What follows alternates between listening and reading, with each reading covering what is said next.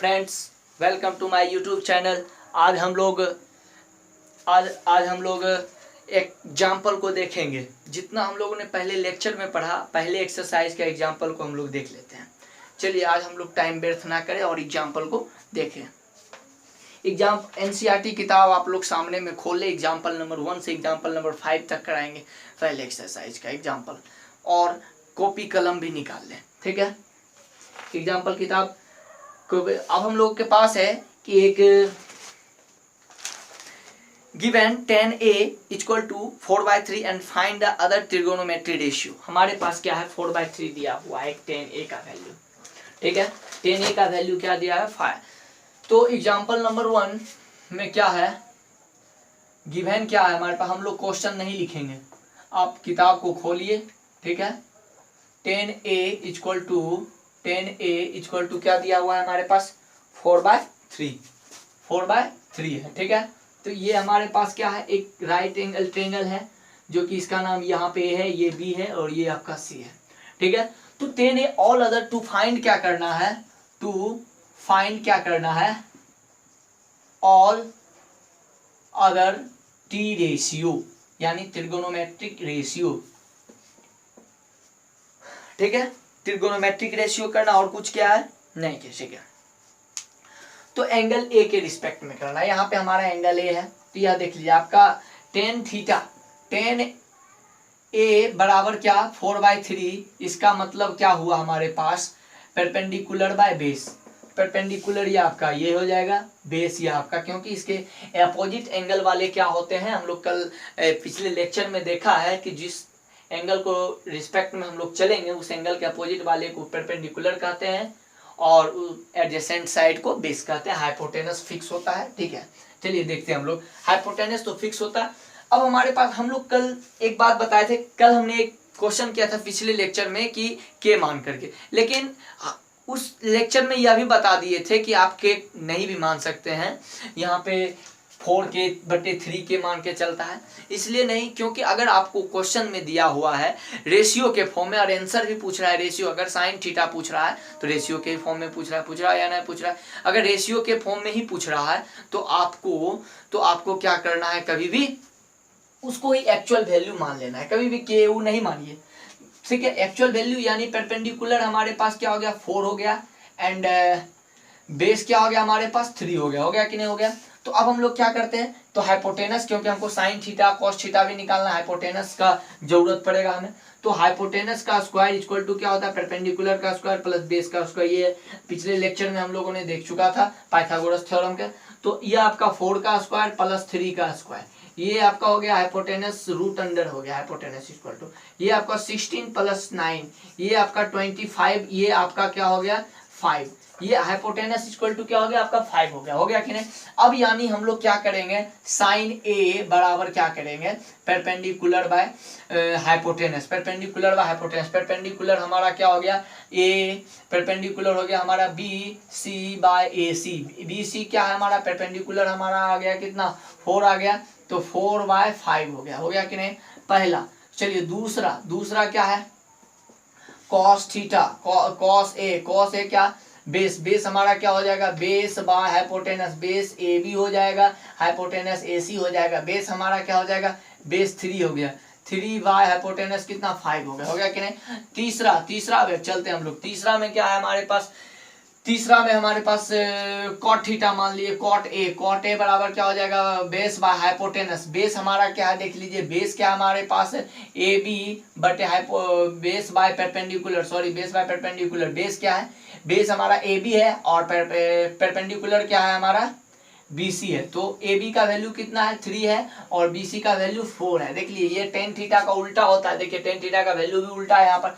चौथा आते हैं हम लोग, कोसेक ए बराबर क्या, साइन थीटा का उल्टा होता है, साइन थीटा h/p हो जाएगा आपका। h हमारा हाइपोटेनस क्या हो गया, AC बाय क्या, p क्या हमारा हो जाएगा BC, यानी ये आपका हो गया 5/4। देख लीजिए साइन थीटा का उल्टा हो रहा है, इसका आंसर 5/4, ये 4/5 था। ठीक है, पांचवा क्या है हमारे पास, cos थीटा साइन थीटा, ये हो गया आपका sec थीटा। सेक ए बराबर क्या हो जाएगा, ये साइन थीटा का उल्टा हो, ये कॉस थीटा का क्या होता है, उल्टा होता है। तो यानी h बाई बी हो जाएगा, h by B A C by क्या हो जाएगा, ए बी। ये आपका कितना 5/3 हो गया। ये आपका वैल्यू देख लीजिए। चलिए ये आपका एक नंबर हो गया कंप्लीट। इसको आप लोग स्क्रीनशॉट लीजिए फटाफट। इसमें तो किसी भी प्रकार का दिक्कत नहीं होना चाहिए। इसको हम लोग पिछले लेक्चर में भी किया था। एग्जाम्पल नंबर 2 की ओर चलते हैं। एग्जाम्पल नंबर 2 क्या कहता है, उसको पढ़िए। एग्जाम्पल नंबर 2 क्या कहता है, उसको पढ़िए। चलिए देखते हैं। एग्जाम्पल नंबर 2 कहा है, एग्जाम्पल नंबर 2 कि if angle B and C are acute angle such that कि साइन बी बराबर साइन ए, प्रूव दैट कि हमारे पास दिया है, गिवन में क्या चीज दिया है, sine A equal to sine B, ठीक है। टू प्रूव में क्या है, साइन ए बराबर साइन बी बराबर साइन क्यू, यही बार बार दिक्कत होता है, साइन क्यू, और बी और क्यू क्या है, एक्यूट है, ठीक है। टू प्रूव में हमको क्या दिया है, टू प्रूव में हमको क्या दिया है, टू प्रूव में हमको क्या निकालना है भाई साहब, टू प्रूव में हमको करना है कि एंगल बी बराबर एंगल क्यू। देखिए इस क्वेश्चन को बहुत बढ़िया से देखिए, ठीक है। अब हम लोग प्रूफ की ओर चलते हैं। प्रूफ में हमारे पास क्या है, साइन। अब हमारे पहले एक ट्रायंगल पा लेते हैं, दोनों ट्रायंगल, दो ट्रायंगल यहाँ पे है। एक ए है, देख लीजिए इसका नामांकन क्या किया है, ए सी बी, इसको सी माना है, ए बी बी माना है, ठीक है। इसको पी माना है, इसको क्यू माना है, और इसको आर माना है, ठीक है। चलते हैं हम लोग, आर क्यू है, एंगल बी हमारा यह है।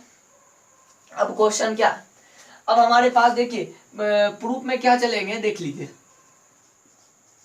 प्रूफ में चलेंगे क्या, हमारे पास साइन बी इक्वल टू क्या होगा, परपेंडिकुलर बाय हाइपोटेनस, परपेंडिकुलर ये इसके रिस्पेक्ट में ये परपेंडिकुलर हो गया, ये हाइपोटेनस, ये बेस हो गया कि नहीं। तो परपेंडिकुलर क्या है, ए सी परपेंडिकुलर क्या है आपका, ए सी बाय हाइपोटेनस क्या है, ए बी, ठीक। फिर उसके बाद क्या, एंड साइन क्यू, साइन अगर क्यू में चले तो क्यू हमारा ये है, इसके ये परपेंडिकुलर, ये बेस, ये हाइपोटेनस, ठीक है।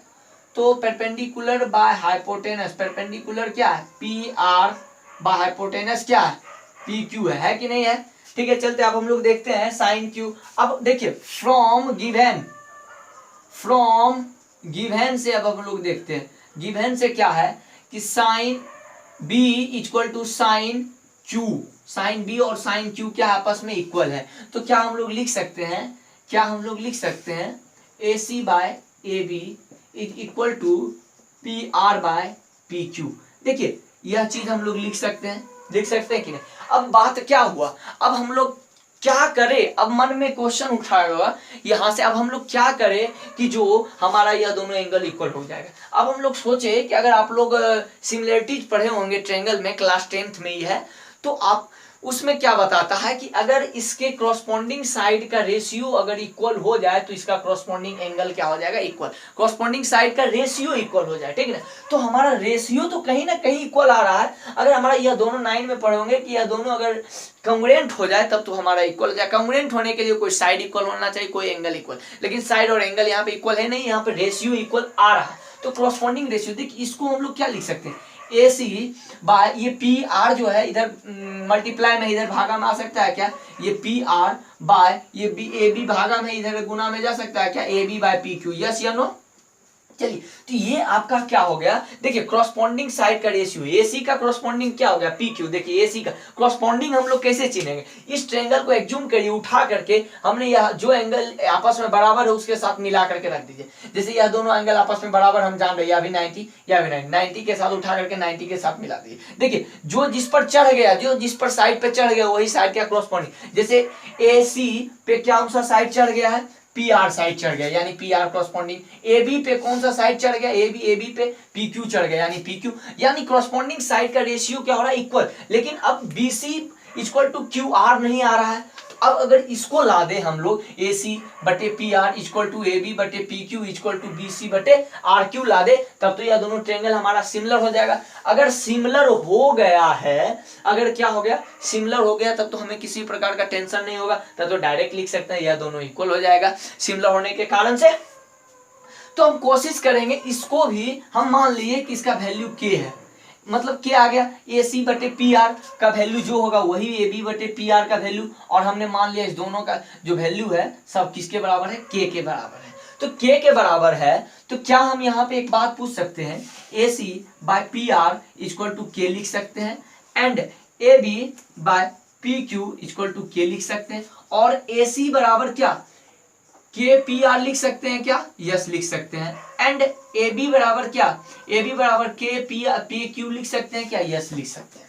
तो यहां से अब क्या हुआ है, यहां से अब क्या हुआ, हमारा मकसद अब क्या है, अगर इस दोनों को सिमिलर कर ले, सिमिलर करने के लिए हमको B C by R Q equal to के बराबर होना चाहिए, क्योंकि यह तीनों के बराबर यानी यह तीनों भी के ही होगा, यह भी तीनों क्या होना चाहिए, के B C by R Q हो जाए कैसे कर। तो हम लोग देखते हैं बी सी के बराबर हम लोग क्या लिख सकते हैं, देखिए BC का स्क्वायर इक्वल टू क्या लिख सकते हैं, BC का स्क्वायर इक्वल टू हाइपोटेनस का स्क्वायर यानी AB का स्क्वायर, यस या नो, माइनस ऑफ PC का स्क्वायर, यस या नो, जी यस लिख सकते हैं। तो BC का स्क्वायर इक्वल टू AB के बदले हम लोग यहाँ पे देख लीजिए, यहाँ पे KPR का स्क्वायर लिख सकते हैं, ठीक है, PC और ये आपका AC हो गया, ये आपका AC हो गया। AC के बदले हम लोग क्या लिख सकते हैं, ये AB के बदले हम लोग लिख सकते हैं PQ का स्क्वायर, ठीक है, PQ का स्क्वायर। AC के बदले क्या लिख सकते हैं, ये देखिए पूरे पे हो जाएगा ना, ये देखिए आपका K क्या लिख सकते हैं, PR का होल स्क्वायर, ठीक है, BC का स्क्वायर, BC इक्वल टू क्या हो जाएगा, रूट अंडर, इसको हम लोग लिख सकते हैं K का स्क्वायर PQ का स्क्वायर माइनस K का स्क्वायर PR का स्क्वायर, यस या नो। ये BC का स्क्वायर, BC बराबर क्या, K का स्क्वायर कॉमन हो गया, ये PQ का स्क्वायर माइनस ऑफ PR का स्क्वायर, ठीक, ये रूट में चला गया, यानी ये BC बराबर क्या, K बाहर आ गया, ये रूट अंडर PQ का स्क्वायर माइनस ऑफ PR का स्क्वायर। ये यहाँ पे आपको विजुलाइज हो रहा है या नहीं हो रहा है, देख लेते हैं एक बार कैमरा में। चलिए ये यहाँ पे लास्ट है, ठीक है, तो यहाँ पे PR का स्क्वायर, चलिए यहाँ पे आते हैं हम लोग अब, ठीक है, PR का स्क्वायर BC का स्क्वायर, क्या यहाँ पे अब यह चीज देखिए, यह चीज देखिए, यहाँ पे हमारा क्या है, BC बराबर क्या हो गया, K रूट अंडर PQ का स्क्वायर माइनस ऑफ PR का स्क्वायर। यहाँ पे अब देख लीजिए, यह PQ का स्क्वायर, P और Q का स्क्वायर, ये माइनस ऑफ ये PR का स्क्वायर, यानी हम लिख सकते हैं क्या, RQ का स्क्वायर, ये BC बराबर K, ये RQ लिख सकते हैं क्या, ये इक्वल टू क्या, K इक्वल टू क्या हो गया, BC बाय RQ, ये गुना में था, इधर आ गया डिवाइड में, ये इक्वेशन नंबर B इसको हम लोग मान लेते हैं, और इसको इक्वेशन नंबर किसको, A मान लेते हैं इसको हम लोग। ये दोनों देखिए, अब यहाँ पे हम मिटाते हैं ऊपर वाला चीज, ऊपर वाला चीज मिटा देते हैं हम लोग। चलिए यह देखिए, oh my god, AC by PR equal to AB by PQ equal to K, ठीक है। अब देखिएगा आप लोग, from equation A and B से क्या हुआ, AC by PR equal to AB by PQ equal to क्या, equal to BC by RQ, हुआ कि नहीं हुआ, क्योंकि तीनों जो है कि तीनों इक्वल टू किसके बराबर है, K के बराबर है। तो LHS अगर बराबर है किसी भी साइड, अगर कोई भी साइड अगर एक सब का बराबर है तो RHS भी बराबर ही होगा। तो सब का K, सब जो है कि K के बराबर है, तो EV K के बराबर है, EV K के बराबर है, EV K, तो तीनों आपस में क्या, इक्वल। तो इसका मतलब कि यह दोनों ट्रायंगल आपस में क्या हो गया, सिमिलर हो गया। दोनों अगर कॉरस्पॉन्डिंग साइड का प्रोपोर्शनल यानी रेशियो इक्वल हो जाए, सभी साइड का कॉरस्पॉन्डिंग साइड का रेशियो अगर इक्वल हो जाए, तो हम लोग बोल सकते हैं, इफ अगर यह हो जाए देन तब क्या, triangle ACB similar to triangle PRQ, ठीक है। सो इसलिए हम लोग बोल सकते हैं एंगल बी बराबर एंगल क्यू। अगर सिमिलर हो जाए तो हम लोग यह बात बोल सकते हैं। चलिए ठीक है, आप इसे नोट करिए, फटाफट नोट करिए, अगले क्वेश्चन की ओर चलते हैं हम। ठीक है, चलिए इसको मिटाते हैं, नोट करिए, चलिए इसको मिटाते हैं। अगला क्वेश्चन क्या उसे पढ़िए।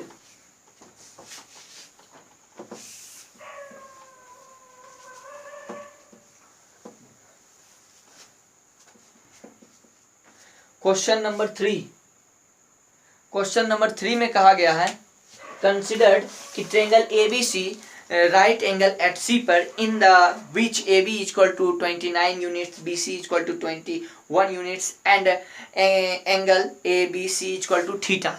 तो हमको फाइंड करना है cos square theta plus sine square theta and दूसरा cos square theta minus sine square theta. तो एक ट्रायंगल हमारे पास गिवन में क्या क्या चीज है, पहले यह चीज देख लेते हैं। गिवन में जो दिया हुआ है हमारे पास, यह दिया हुआ है A B equal to 29 and B C equal to 21। ठीक है, यहाँ पे आपका एक ट्रायंगल है, राइट एंगल ट्रायंगल है, जो आपका ए है, ये आपका सी है, ये आपका बी है।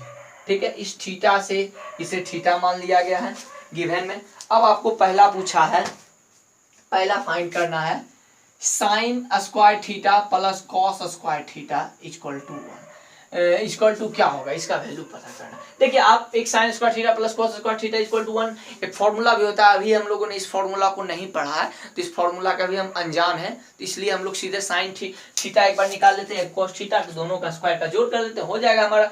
तो हमारे पास क्या ए बी, हमारे पास क्या है, ए और बी हमारे पास 29 है और बी सी हमारे पास 21 है, यानी हमें परपेंडिकुलर का आवश्यकता होगा। तो परपेंडिकुलर का स्क्वायर इक्वल टू हाइपोटेनस का स्क्वायर माइनस ऑफ बेस का स्क्वायर। ठीक है, तो हाइपोटेनस हमारे पास क्या है 29 का स्क्वायर माइनस ऑफ ये बेस, बेस क्या है हमारे पास, base base base base base 21 का स्क्वायर। ठीक है, यस या नो। अब अगर इसे हम लोग इधर करें, परपेंडिकुलर का स्क्वायर होगा, ये स्क्वायर था उसमें क्या हो गया, रूट में चला गया, ये स्क्वायर था इसमें रूट में चला गया। अब देखिए इसको हम लोग कैलकुलेशन हल्का करते हैं, या ए का स्क्वायर माइनस ऑफ बी का स्क्वायर, ए का स्क्वायर, देखिए ए का स्क्वायर माइनस ऑफ बी का square equal to A plus B into क्या, ए माइनस बी। ठीक है, तो अगर हम लोग क्या करें 29 प्लस 21 का 21 और क्या 29 माइनस 21 कर दे तो क्या हो जाएगा, परपेंडिकुलर, इसको कैलकुलेशन हमारा हल्का हो जाएगा, नहीं तो 29 का स्क्वायर फुट को 21 का स्क्वायर बहुत लफड़ा हो जाएगा। ठीक है, अब हम लोग देखते हैं इसका 50 हो गया और इसका क्या हो गया, इसको अगर हम लोग किए तो ये आपका 8 हो गया। ठीक है, अब हम लोग 50 इसको हम लोग मल्टीप्लाई किए तो 400 हो गया, ये 400 किसका है, तो 20 का है, यानी परपेंडिकुलर आपका क्या होगा, इस ये परपेंडिकुलर हो गया आपका, ये हो गया 20 और ये हो गया आपका 21, ये आपका बेस, ये आपका हाइपोटेनस। अब आपका साइन स्क्वायर थीटा, तो साइन स्क्वायर थीटा बराबर क्या है हमारे पास, परपेंडिकुलर यानी AC का स्क्वायर, AC का स्क्वायर प्लस ऑफ कितना, AC का स्क्वायर प्लस सॉरी बटे AC का स्क्वायर बटे AB का स्क्वायर। ठीक है, AB का square plus cos theta, base, base हमारा क्या हो जाएगा, BC का स्क्वायर बटे कितना, AB का स्क्वायर। ठीक है, AB का स्क्वायर। ठीक है, अब हम लोग चलते हैं यहाँ पे अब हम लोग क्या देख लेते हैं, चलिए आते हैं यहाँ पे देखते हैं।